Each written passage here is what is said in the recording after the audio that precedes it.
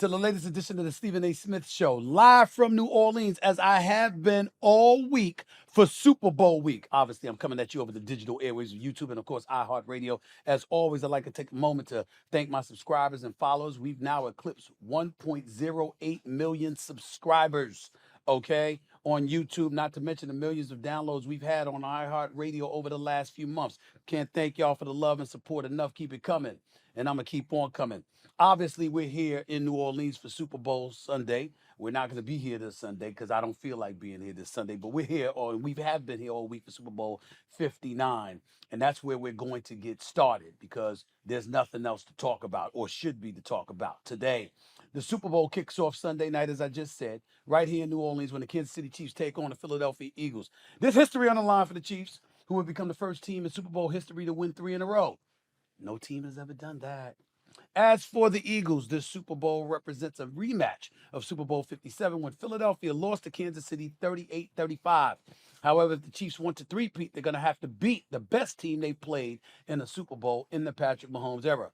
Since their Week 5 bye, the Philadelphia Eagles have gone 15-1, posted a plus 27 turnover margin, and won their games by an average of 13.8 points. Before I make my pick, here are the results of our Super Bowl poll. Looks like my followers are picking the Eagles to win. Here's what I think, okay? This is what I think. I just want y'all to think right now. And as you can see... Yep. Yeah. Something. All right. I don't know. Some of this coffee, too. What are you doing here? Spicy. Hold on. Did you just pick up my tea and drink out of my cup? Picked up our tea. Our, we're plural now. You gonna get your ass kicked on a Friday? You gonna pick up my tea? Man. Now we not blood. What are you doing here? How did you get here? Exactly. How'd you get here? You really want me to tell that story? Go ahead and tell it. So, Mr. Smith here, that's what I'm calling you now, because my nephew Tism is up for sale. I'm buying a new uncle, and this is why. I was at the airport, and I'm like, my flight is 3 days late? How long you been here? I've been here since Monday. Right. My flight was Monday. Yeah, I was looking for you. Oh, you was But looking you for didn't me? show up. You booked. Oh, excuse me. I know you ain't gonna lie with the cameras rolling. Don't make me kick your ass. Okay? You sat up there and called me and said that you had some business to handle, so you didn't know if you was gonna get here till later on in the week. And then I see you just walking in. I ain't get no text message. I ain't get no phone call. You didn't say, Uncle Steve, I'm coming to town. You just popped up. You booked me a connecting flight. The layover was 3 days. I smell like the airport. Yeah, I'm gonna come here and tell the truth. I don't know. That's a freaking lie. I had a layover. Ain't no layovers for 3 days. That's what I thought. That's a BS excuse. What were you doing the last 3 days? Because you ain't been here. You ain't been here working. What were you doing? I was at the airport trying to get here. At the airport trying to get it. Which airport? Oh, what you studying for? What's the hesitation? What's the hesitation for? Because I didn't book my own flight. I just got it. They woke me up in the middle of the night. I got off, and then it was time to sit in the airport. So every time I woke up, I'm like, when's my flight? Tomorrow. Spirit. Flying on Spirit Airlines over here. Where's Dan Orlovsky? First of all, it's Orlovsky. So you mispronounced his name. Secondly, I've never put you on Spirit Airline, but for the record, because we don't want to find ourselves getting sued or anything, I happen to like Spirit Airlines. I've flown Spirit. I've flown Southwest. I've flown Delta, United, American, JetBlue. Okay, I've flown all these airlines. Okay, we ain't gonna sit up there and denigrate airlines because of your tardy ass. I like Spirit too. I spent the last 3 days with him. Anyway, what are we talking about? I like Kansas City. No, we ain't getting into Kansas City yet. What's up with the wardrobe? Why are you still wearing the same hoodie you had on last show? This is not the same hoodie. It's called merch, so I got about 20,000 of these. When you gonna wear yours? I'll never wear that. That will never happen. So you're not gonna wear this, but that will never. And why your head is superimposed, like it's so much larger. You know what I'm saying? I mean, it is. So once you come on home, that's how your head gonna look. Once I come on home? Yeah. No, I got grandma's head. What that mean? You know what I'm saying? I mean, it's small. Don't disrespect my grandmother. You mean my mother? I'm saying, you said you got grandma's head, so you can't get a boulder. You trying to scared to show your head? Yeah, that's exactly the truth. You accepted you were bald when you were 22. I'm able to fight it off. So I've been able to keep my hair in my 50s. Well, You that's a had fight to you ain't lose your winning. hair at 22. You lost your hair 15 years ago. And I've accepted it. That's a fight that you've been losing. I'm not willing to be How losing am I fights in losing? front of How am everybody, I, in how front am of I the world. losing it? Do you realize that my receding hairline has been here for the last 15 years? It hasn't gone back any further. You know it's true because Grandpa's hairline stayed the same all of those years. It's just how what we're born with. You couldn't live with the fact that you was gonna have a receding hairline, and then you got the George Jefferson joint where it really, really left you. So you're the first bald dude in our family. Do you realize that? Well, with all the money you got, you need to take some of the hair off your eyebrows and just make it move up a little bit. I wasn't thinking about that, the eyebrows, man. That's I what was I'm actually going to shave something on the side, put it up And on just put it at top. the front? You know what I'm saying? I was going to do something like that. I thought that would work. See, people with money. People with money. You know? I'm glad it's us now instead of just you. How's it us? When did you earn any money? When you going to show up to work so you can actually earn your money, so I can actually justify the money that I do give you? When you going to do that? You never heard of nephewtism? Let's move on, man. You want to help me do these picks, man? Yeah, I got you. Nephew-tism. I thought you was going away with that. You was putting yourself out on the market. So now you back to wanting to be the nephew, and it's nephew-tism now. Now you back. Yeah, because you know what? You not staying till Sunday? Well, I'm here, so You can keep my room. It's Keep your Motel room. 6. All right, we Motel gonna- 6 right down the block. all right. Motel 6 right down the block. You can keep All that. right, keep the You know room what I'm in. saying? Ain't no room service. Towels cheap. You know what I'm saying? The soap is one of them little square bars of soap and shit that don't really, really bathe you. Oh, go ahead. You keep it. You have it. You have it. Oh, so, that's You know what why. I'm saying? That's right. Half the time you don't Right in look front like of you want to shower. right in front of any damn everybody. way. Right in front of everybody. I'm just being real with you. I'm just being real. Since you always being real, right? Respect your uncle, boy. Respect your uncle. Let's go to these picks. So I don't know which team you picking, whether it's Philly or Kansas City or whatever. Do you need some help in me breaking stuff down before you make your picks, or I do really you got don't. it covered? I got it covered. Go ahead. Who you got? Well, I got the Chiefs winning, and it's because you know I support GOATs. I want to see somebody go all the way out. Patrick Mahomes wins. Why are you talking away from see it's inexperience? Because you're I'm sorry. audience here. You It's because understand what I'm in happened. conversation. It's because we related. saying. I feel like we at the house. Right. But Patrick Mahomes, if he wins this, he's the GOAT. I already feel like he's the GOAT, but I feel like it's no argument. What if would he be wins your it. justification? Three-peat. That's never been done. It's true. I'm proud of you for knowing that stat. Come on. 7 years in the league, 5 Super Bowls. Really? You That's knew a pretty- that too.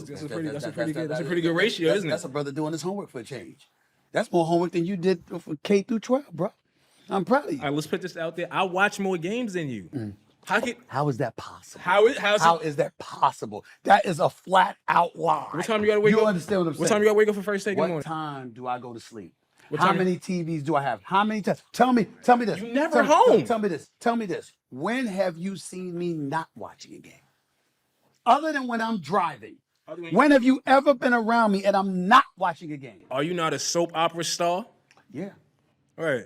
I wouldn't say a star. I mean, All right, you but won't- I you be- appre- you I be on there. appreciate- I appreciate you acknowledging. I mean, I didn't say that about myself, but since you feel that way about Brick from General Hospital, that's what y'all need to know is Brick from General Hospital. That would happen to be me. I really appreciate you recognizing that. Next time, say Brick. Josh's uncle. Just next time, say Brick. I can assure you that nobody associated with General Hospital knows who the hell you are. They ain't thinking about your black ass. Damn. Okay? They thinking about Uncle Steve. Brick. You understand? Yeah. That's right. So when you gonna give me a spot on there? Because people been reaching out about me acting in their They have stuff. not I been told them reaching- I'm exclusive that is- to I'm that is- exclusive to your situations. That is not true. The General Hospital nor any soap opera hasn't even thought about your ass. It's just the truth. It's true. Let me tell you this. Going back to the game, Right. here's what I'm thinking. Patrick Mahomes is that dude. He's special. I think Travis Kelce, people want to say he lost a step or whatever. I think he's going to show up in the Super Bowl. I'm not sure how much faith I have in Hollywood Brown, Juju Smith-Schuster, Xavier Worthy. Yeah, they can make plays, but can you rely on them against a top-rated defense like the Philadelphia Eagles? I don't know about that. I know Patrick Mahomes is spectacular, and it's Tom Brady and him right now. He three-peats, he's in the conversation. I don't know if you could definitively say he's the GOAT because Tom Brady beat him not once, but twice. He beat him in the AFC Championship game. He beat him in the Super Bowl. But to go to 7 straight AFC championship games in his first 7 years, to go to 5 Super Bowls, to win 4 if he were to win, you got a legitimate argument for him. So I will say that even though it's not definitive. Here's what I think, though. I kind of think Philadelphia might win this game. Saquon Barkley wasn't on the squad 2 years ago. And when you look at the Eagles' offensive line, their average size is like 6'6", 328, something like that. I mean, these brothers eat cows for breakfast. So you know they could plug some holes for you. My thinking is, because they could do that, I'm just of the mindset that Saquon Barkley's going to get off. The defense is number one. Number two in scoring defense. Number one in total defense. Top 3 in third downs and red zone defense. Patrick's going to get his. You're not going to stop him all game. But are you going to stop Philly? Saquon, A.J. Brown, Devontae Smith at the wideout. Dallas got us just tight end. I think Saquon's going to run for over 100 yards. First time somebody's going to do that against Kansas City in the last 19 games. I think it's going to be a thriller. And I think it's going to come down to Kansas City having the lead. And Philly having the ball in its hands with Patrick Mahomes having to sit on the sidelines with a lead, praying his defense is going to stop Philly. And Jalen Hurts is going to get it done. Jalen Hurts and the Philadelphia Eagles are going to win. Okay? I believe they're going to win 34-30. Philadelphia Eagles win the Super Bowl championship. So if that goes down, you're basically saying, according to your prediction, if they do lose, it won't be Patrick Mahomes' fault. Right.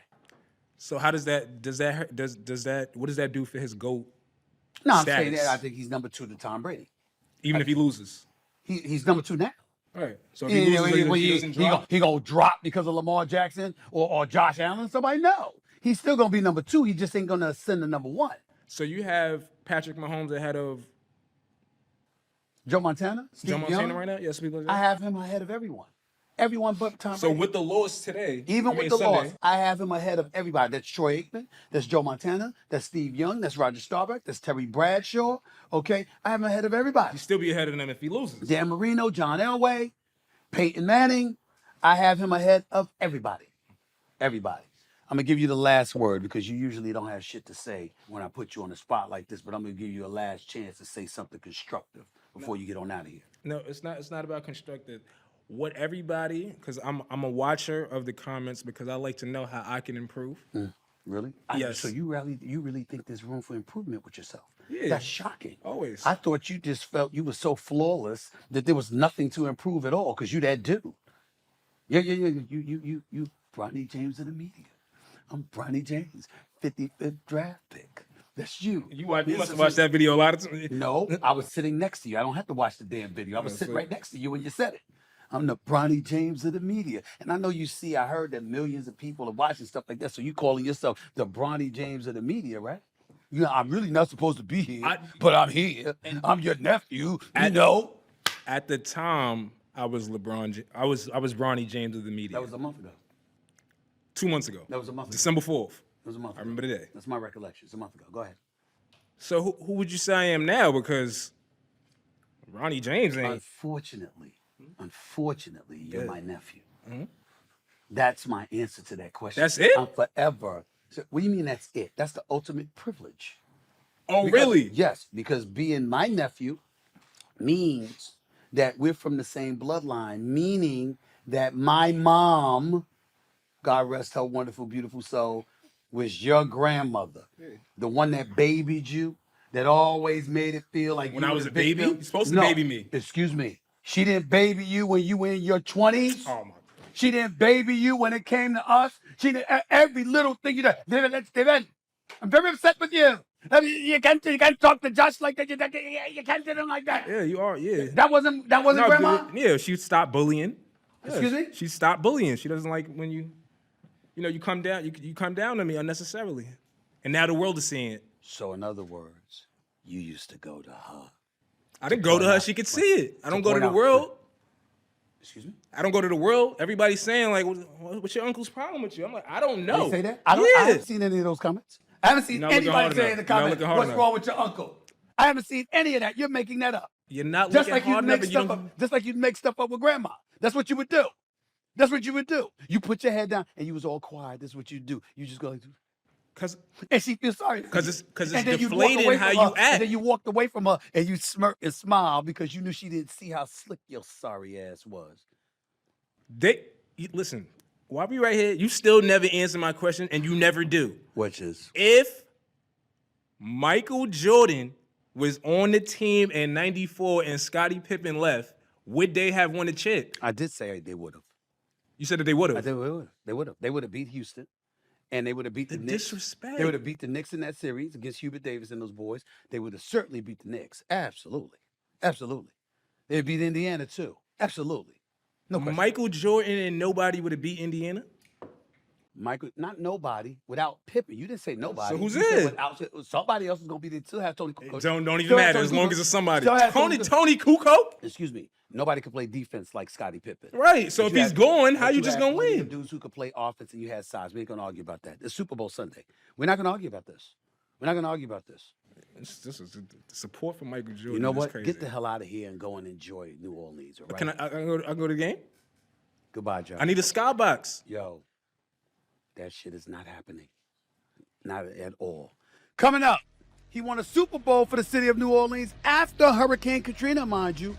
The one and only Drew Brees is in the house. He joins us next. He'll be sitting in that chair. A real football player, a real athlete, a real knowledgeable football mind will be sitting in this chair instead of my nephew. Isn't the world beautiful? Get out of here, man. Back with more of the Stephen A. Smith Show in a minute.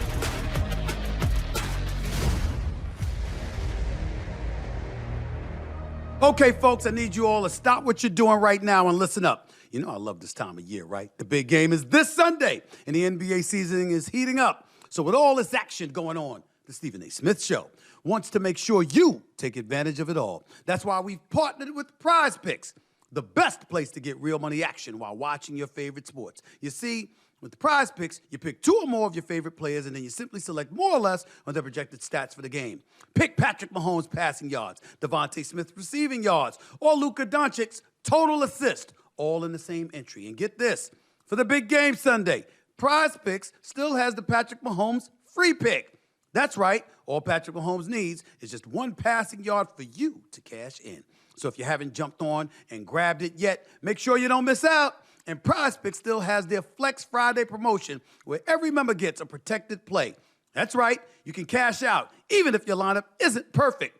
So download the app today and use the code SAS to get $50 instantly after you play your first $5 lineup. Again, download the app and use code SAS to get $50 instantly after your first $5 lineup. PrizePicks, yo, run your game. Now, let's look at my picks for today and the big game. The Kansas City Chiefs versus the Philadelphia Eagles. First up, we have Philadelphia Eagles wide receiver A.J. Brown, more or less than 25.5 yards on his longest reception. He's kind of pushing it, thinking about the Kansas City Chiefs defense and how formidable they could be. But this is A.J. Brown, baby. This is the Super Bowl. And Jalen Hurts going to have to do some big things in order to knock off Patrick Mahomes. I'm going to go with more in this particular question right here. More than 25.5 yards on his longest reception for A.J. Brown. Next up, we have Kansas City Chiefs wide receiver Xavier Worthy. More or less than 20.5 longest reception. 20.5 yards is the longest reception. For this one, I'm going to go with more again. Why? Because he got Patrick Mahomes throwing him the damn football. That's why. It's very simple. It's not that damn complicated. Patrick Mahomes is throwing him the football. He'll have a reception for more than 20.5 yards. At least once, okay? That's just the way it goes. Next up, we have Phillies kicker Jake Elliott. More or less than 7 kicking points. I'm going to go with less. I don't think there's going to be too many field goals in this game. I think it's going to be touchdowns, which means practically everything is going to be an extra point. So I'm going to go with less for Jake Elliott on this particular question, okay? That's just how I feel about it. Finally, we have Chiefs kicker Harrison Butker. More or less than 7.5 kicking points. I'm going with less on this one as well. Again, same reason. I see touchdowns and extra points, not field goals. Okay? It's just that simple. That's it. We go on with more on some occasions, less on others. That's what we do at PrizePicks. Because we can.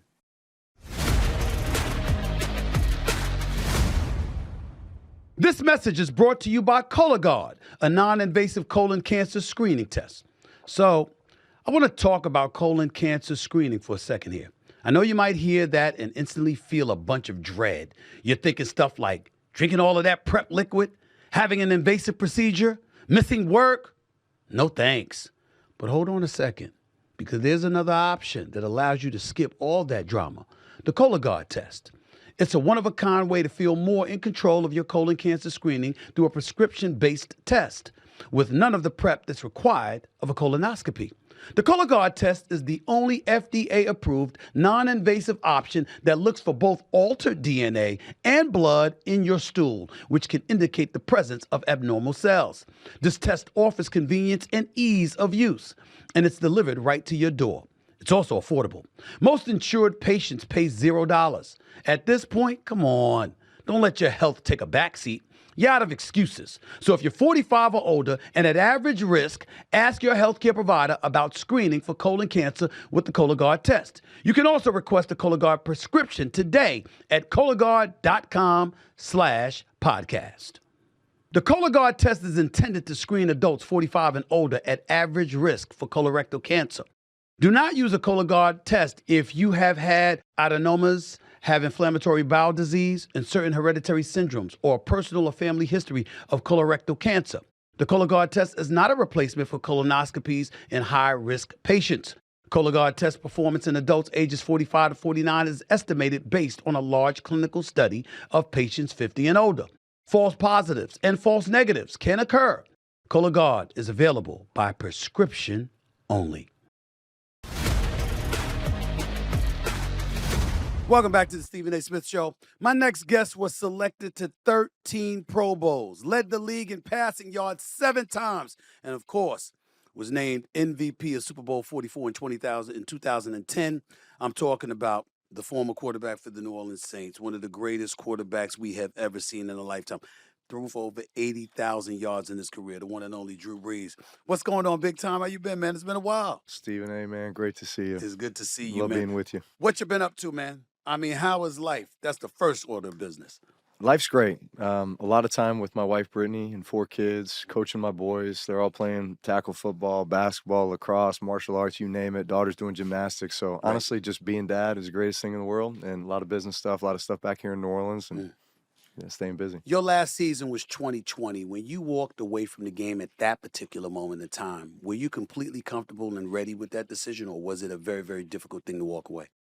You know, it was difficult in the sense that you've done this for 28 out of my 42 years, you know, and because I'm counting high school and college from the perspective that, you know, football was so important, and every decision that I was making was with me being the best football player, best quarterback, best leader that I could be for my team in mind. And so all of a sudden, what you focused on and tried to be the best at for 2/3 of your life, all of a sudden you're just saying goodbye to that, and it's moving on to the next chapter. So look, I recognize that's a scary thing for a lot of guys, even when you play that long and you know, hey, it's time.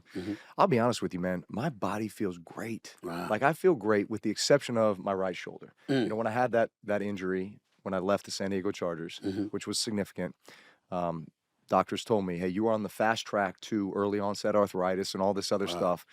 At the end of the day, you just try to prolong that. But at some point, that's going to come back and get you. So I always had this term, prolong my prime. Like, everything I was doing was trying to continue to stay at that high level. But while, you know, kind of my knowledge, experience, wisdom was on the rise, you know, eventually those physical traits begin to, you know, diminish. And so, you know, I retired age 42. I still feel great. If I could still throw, I'd probably still be playing. Right. But now I just throw left-handed with the kids in the yard. But no, I still love the game. Still love being around the game. I'll be involved with the NFL game as long as I live. I'm looking at your numbers here, and I'm thinking about a career 67.7 completion percentage in 20 seasons. The last 5 years, you completed over 70% of your passes. When you hear numbers like that, knowing the way the game has evolved even to this day, how do you feel reflecting on your career and the kind of career you had? Look, I wanted to get better every year. Like, maybe some guys see it as, man, I'm just hanging on, or I'm just trying to sustain. I wasn't trying to sustain. I was trying to get better. So every offseason, I was taking a hard look at myself, what had happened the year before, where I needed to get better, where I needed to improve, and then what was going to put me on that path to do that. I had mentors that would help identify those things, hold me accountable. So, man, every year I was getting better. And Look, I think what I recognized as I got later in my career was, man, maybe I was losing a little bit as far as velocity, power on the deep ball, right? So couldn't get it much past 45 yards. But I'm telling you, inside of 30, I'm going to be deadly, right? Like I'm going to know where to go with the football. I'm going to be accurate with it. I'm going to throw guys open. Man, I'm going to put them in positions to succeed. I'm going to avoid negative plays. Like all those things that result in winning football, in championship caliber football. And honestly, that's the most important part of playing the position, being a great decision maker, being a great leader, putting guys in positions to succeed. So like that became more of my game the later in my career that I got. It was about efficiency. It was about completions. It was about getting us into third manageable situations. So that was something I took great pride in because it's not easy, right? It's not easy. You know, I look at something. I look at Josh Allen won the league MVP last night over Lamar Jackson. Even though Josh Allen is great as a thrower, we know he can run with the football. Big boy can run over you, can make plays. We know what Lamar Jackson can do running the football. He rushed for over 900 yards this year.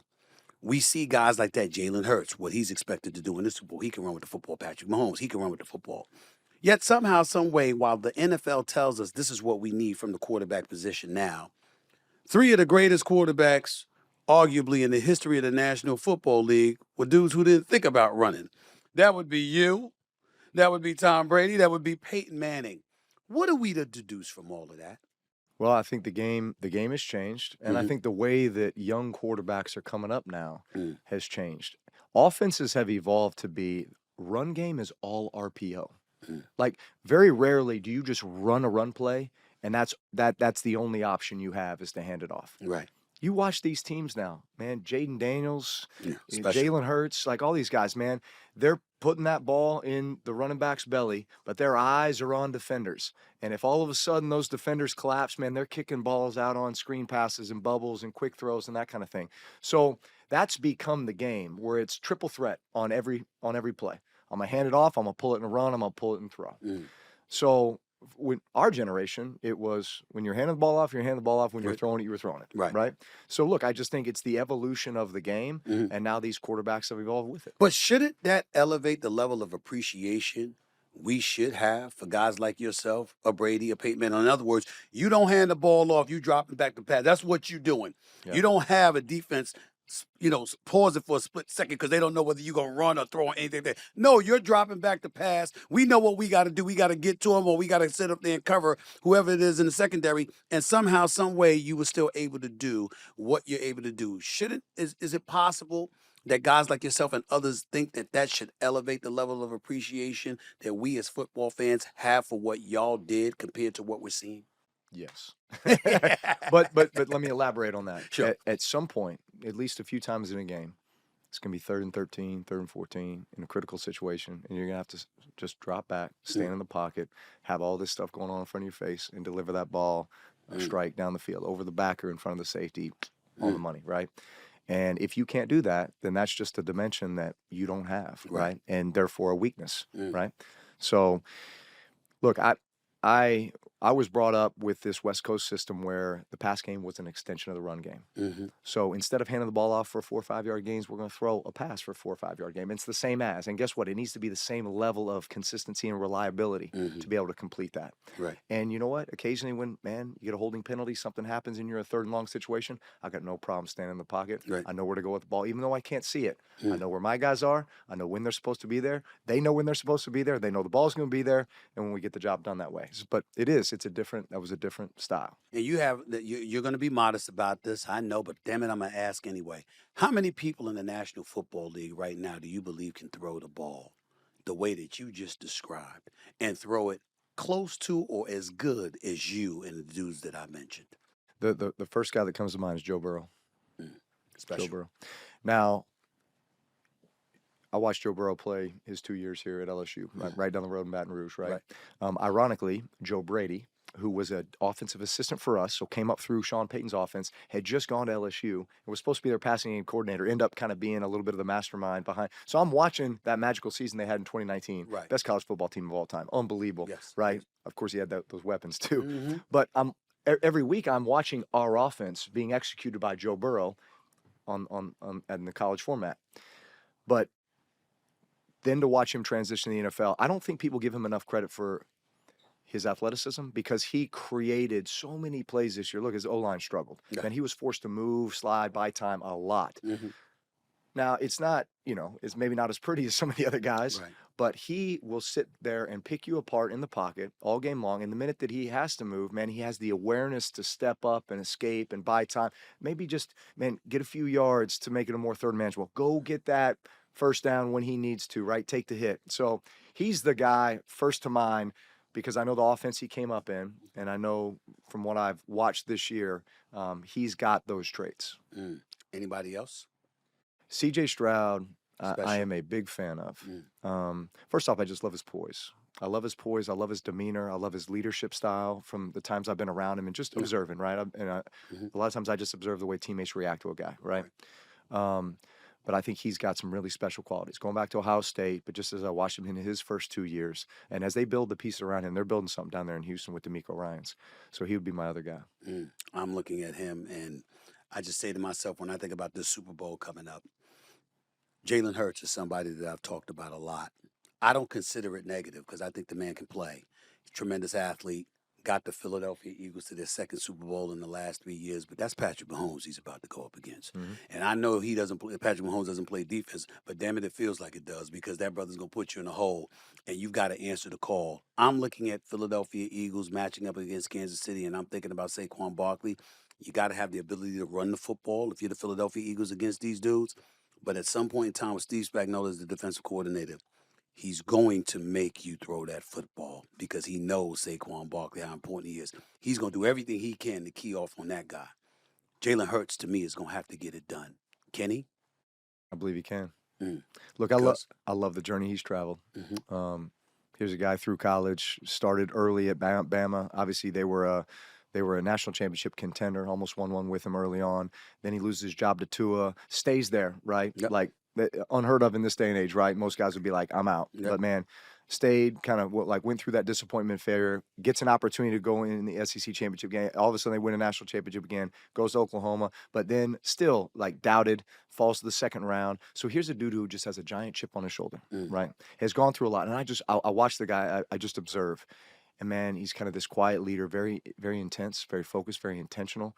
And I just know deep down, man, there's this fire burning inside him. And that dude wants respect. That dude wants respect. And you know how you get it? You go out and you win a game like this for the reasons that you just said. When you talk about the fire burning, if it's possible, compare the fires. Hurts compared to a guy like Mahomes, who's on the verge of achieving something that's never been achieved in the Super Bowl era in NFL history, and that's a three-peat. Looking at the fire in his belly, how do you compare the two? Man, Mahomes always looks just so loose and relaxed, like he's having fun. Look, I know there's a brilliance to him that I don't even think we fully tapped into. Like, I mean, obviously we're all seeing the same thing. Dude's been starting 7 years, all these accomplishments, 5th Super Bowl that he's been in. But I feel like Philly has more to lose in this game. Yes, I do. Wow. Because Okay, try this one on. If KC loses this game, then man, they lost out on an incredible opportunity to do something unprecedented and win 3 in a row. But guess what? They'll probably be here next year, and probably the year after that. Like just at the pace this is going, like you don't see them slowing down anytime soon. But Philly, man, they built this roster unbelievable. They were in this game 2 years ago, went toe-to-toe with these guys, just came up short. Like deep down in their hearts, I think they feel like we're a better team. We're kind of flying under the radar right now because everybody's talking about the Chiefs and how great they are and how great Patrick Mahomes and Andy Reid and they can beat anybody. But deep down, they're like, man, we're better than these guys. So you go into this game and you lose this game, now what's the storyline? Yeah. Man, you had your chance 2 out of 3 years and you lost to these guys. So all it is, man, you can't get past these guys. You can't win the big one. Man, what's wrong with Jalen? What's wrong with this guy? What's wrong with that guy? And then that's the kind of stuff that just starts, it's easy to kind of tear a team apart that way. So that's why I say Philly has more to lose in this game because I feel like Philly is the better team, top to bottom. And the way that they're built offensively is exactly, I think, the Achilles heel for Kansas City, which if you can run the ball consistently, man, not only do you just dent that defense time after time and you go down and get points, you have a triple threat because you have a Jalen Hurts who can pull it and run it or the RPO game. You also have big playmakers outside. But if you can do that, you control the clock, you shorten the game, you limit maybe 2 or 3 possessions away from Patrick Mahomes. Instead of 11 possessions in a normal game, he's only going to get 8. Well, guess what, mate? That just puts a little more pressure on them, forces them to press a little more. That's how you win this game. But you got to stay out of the third and long stuff because, to your point, Spags, man, Spags is a mastermind when it comes to dialing up these pressures that's going to get somebody free. You just can't get in those situations. So, man, you just got to be methodical. They win this Super Bowl. I'm talking Kansas City. How should we look at Andy Reid, particularly compared to Bill Belichick? You look at what he's done with 2 different teams. Never won it in Philly, but got him to the Super Bowl in numerous NFC Championship games. Numerous. Yeah. I think there's a brilliance to that should be honored and appreciated. I mean,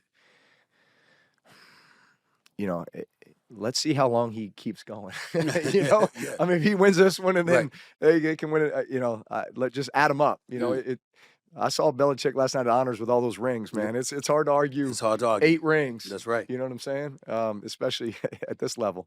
But Andy Reid is certainly in that category. So do you have winning? Do I have to? You don't have to, but I'm asking. No, I'll go back to my statement. It's Philly's time. Mm-hmm. If Philly's going to do it, it's now. Mm. Because if they don't, I think they got more to lose. Let me go back to you with Super Bowl 44. What was it like in this city when you delivered the Super Bowl championship to this place? What was that like for you? Man, I wish I could transplant you into this head and visualize what we saw, man. It was like I can visualize it right now, like getting on that Super Bowl float at the Superdome as we were about to go on this kind of 4-hour tour through downtown. It literally walled, like you couldn't see brick streets, you just saw bodies. You saw people. Smiles, like tears of joy. Yeah. So happy. Like it meant so much to him. And it was the culmination of this 4-year journey from when we all got here in 2006, 6 months post Katrina. Yeah. Like having no idea what we were signing up for, but realizing also that there was something special here, and this was truly a calling for all of us. And all of us were somewhat castaways. Man, we weren't desired by a lot of others, and yet we were embraced by this city. And so we felt a great sense of responsibility to give this fan base in this city what they deserve. What did that do for you as a man? I remember Hurricane Katrina. I remember the catastrophe that it was and how it ravaged this city. We saw bodies floating in the streets, for crying out loud. And that organization, that team, led by you, took the bull by the horn, per se, and really re-galvanized a city, Saints fans everywhere, certainly this area of the country. What did that do for you as just a man, being the face of the city? Because that's how it got to that point when it came to resuscitating and resurrecting the city at that time. I know this will resonate with you, but there's been so much suffering in, I think, this region for so long, whether it's the hurricanes that come through or it's the BP oil spill or it's the tragedy on Bourbon Street. Like it's just kind of one hit after another, right? And the more that you suffer, I feel like when you get to those moments of joy and togetherness, and when you accomplish something that you just thought might never happen, there's just such a sense of gratitude. So for me, it was gratitude, because quite honestly, coming here to New Orleans was a second chance for me. Like I thought that I may never play football again. I felt like my dream was just after the shoulder, just being ripped away from me, coming off of my shoulder injury from San Diego. And I think a lot of guys felt that when they came here. They felt like this was maybe the last stop or the last opportunity. And so there was just that feeling of appreciation and gratitude for the opportunity to be here, to be a part of something so special that most people don't get a chance to be a part of in their lifetime. How does it still affect you to this day when you think about you being in this city, being here right now? Yeah. I mean, it's still Drew Brees city, because the Saints haven't done anything since you've been gone. So it's still your city. You understand that, right? Honestly, I feel a great sense of responsibility, like still to the people, to the city. I want to continue to see this city put its best foot forward. I want people to talk great about New Orleans. I want people to walk away from here saying, man, there's something special about that place. The culture, the tradition, man, they just know how to treat people. And, wherever you go in the world, it's amazing. Man, I remember I was in the Netherlands with my wife, just like having a nice, vacation together. And all of a sudden I hear from across the street, who dat? Like, man, they're everywhere. Right. And I think the story of New Orleans resonates with people, because there's a part of everybody that, man, they felt that struggle, they felt that hardship, and then to see others overcome and come together and accomplish something amazing, it just resonates with everyone. Now you and Mr. Rob Gronkowski himself, Gronk himself, you've teamed up with Bounty Paper Towel for the Everyone's Wingman campaign. Talk Yeah. about that for a second. Well, so Gronk has been the bounty man for 3 years now, and last year he went to the Super Bowl, and his wingman was Julian Edelman, right, his former teammate. So he's coming to New Orleans this year, Super Bowl, and he's like, "Who should I ask to be my wingman?" So I get a call from Gronk saying, "Hey man, will you be my wingman in New Orleans?" I've never been in New Orleans. I've never hung out in New Orleans, which is hard to believe that Rob Gronkowski has never hung out and had a good time in doesn't New make any Orleans, sense. right? Right. So I was like, "Man, this is kind of a dangerous proposition. I don't know if I should say yes to this, but you know what, Gronk? Did you I get got the- you." did He's you like, get a- "Man, I'm a calmer. I'm a little more." Did you get calm." approval from the wife? Yeah, I did. Because you got to She's- get approval from the wife to hang out with exactly. Gronk. She's like, "All right, man, show Gronk a good time. You know, he needs to experience the full New Orleans treatment." So I'm like, "All right, I got him." So we've been running around Radio Row, having a good time. You've been running around with Gronk. Yeah, I know. But you still here with a smile on and your I'm face. still You here don't with look exhausted. Look, we were serving up wings. I was like, "Where's the buffalo?" We had some buffalo and barbecue wings to go with your New York pizza Right. and some of the other. Maybe we'll bring you some etouffee. That's Like right. we'll take good care of you here in New Orleans. right. But when you make that mess, we got Bounty to take care of it. By the way, you had a problem with me eating some pizza? I mean, What's that? was there a problem? Was it's all right? It's not all right for me to get a Can we slice? put crawfish on it? No, crawfish on pizza. Look, yeah, you know, What? hey, don't knock it till you try it. I might try it just for you, All right. just because you asked me to. All right. There Just you go. because you asked me to. Yeah. What is that? Oh Lord. Oh, see, there you go. There we go with There this. we go. Man, y'all trying to Wings elevate my cholesterol bounty. level. I'm trying to get healthy, man. All right, man. All right. Great to see you. No doubt. The one and only Drew Brees in the house, right here on the Stephen A. Smith Show. Coming up, he was born in Kansas City, and he's the governor of the great state of Pennsylvania. Governor Josh Shapiro joins me next to talk a little football, right here on the Stephen A. Smith Show. Don't go away.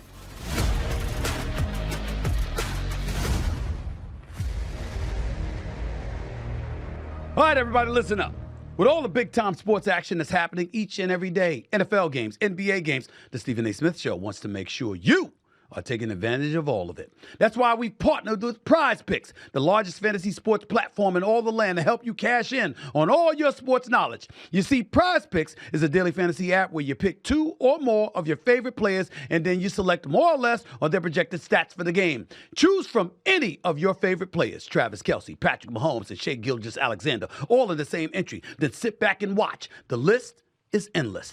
And now with PrizePicks Flex Friday option, you can still cash out even if your lineup isn't perfect. That's right. Every Friday, just look for the protected play. So win or your cash back. And get this, PrizePicks now offers MasterCard for quick and easy deposits into your account during this sports season. Make your picks in less than 60 seconds and turn your sports opinions into real money all season long on PrizePicks. So download the app today and use code SAS to get $50 instantly after you play your first $5 lineup. Again, download the app and use code SAS to get $50 instantly after your first $5 lineup.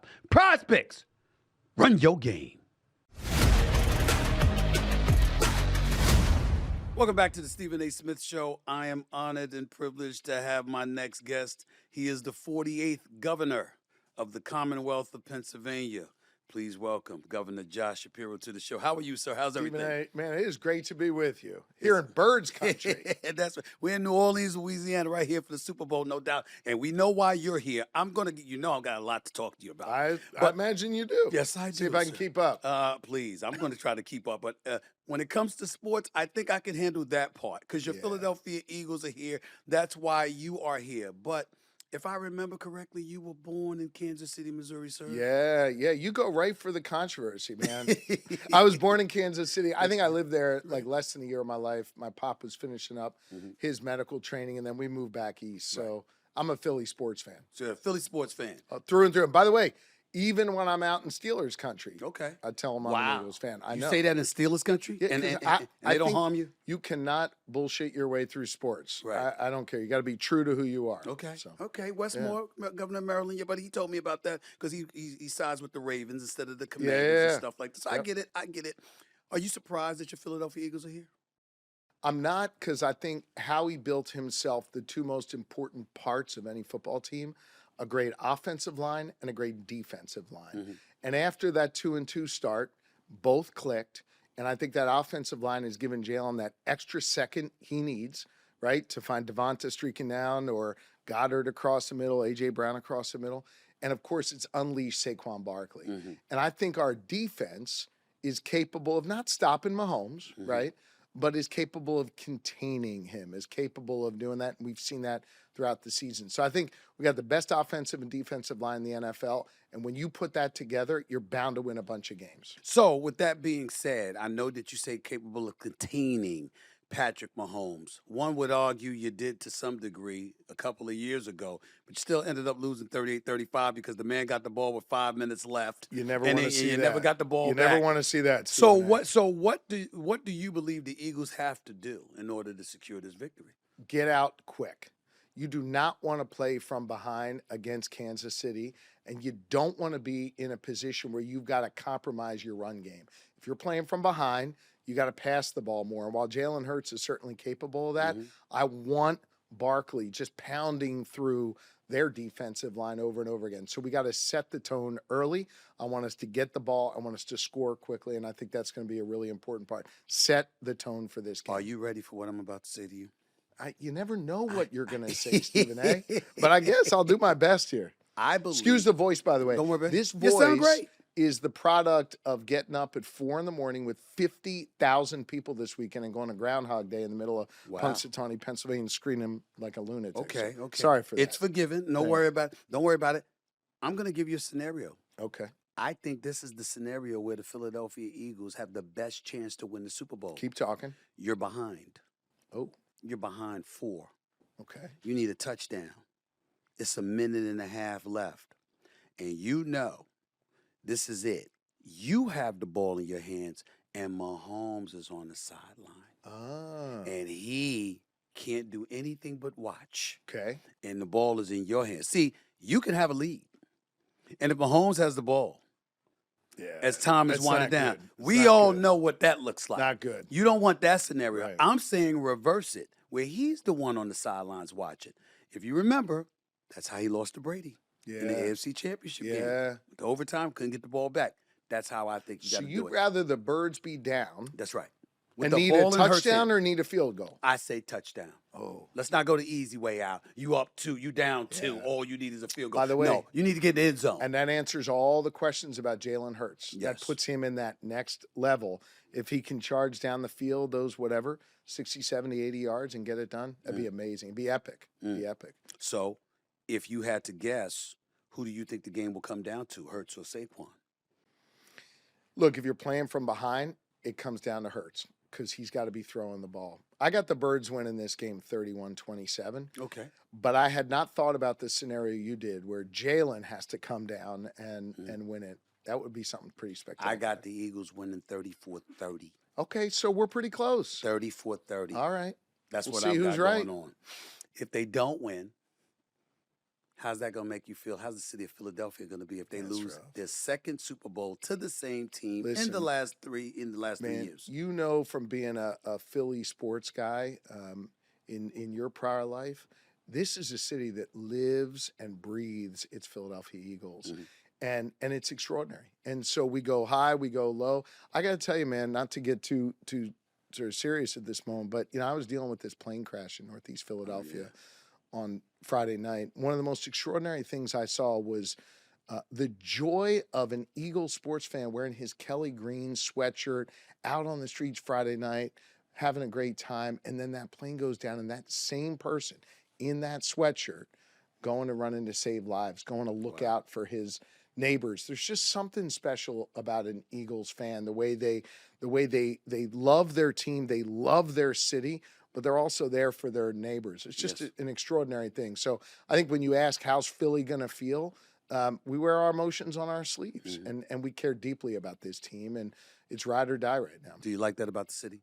Wearing their emotions on this love league. it. Does a politician love it. love people wearing their emotions on this league? I love it because it's real. Look, I think I'm just a real authentic person. You may not agree with me on every issue, all that, but I think you got to keep it real. And you walk through South Philly and a mom or grandmom looks at you and goes, "Hey, doll." That's the highest compliment in our politics.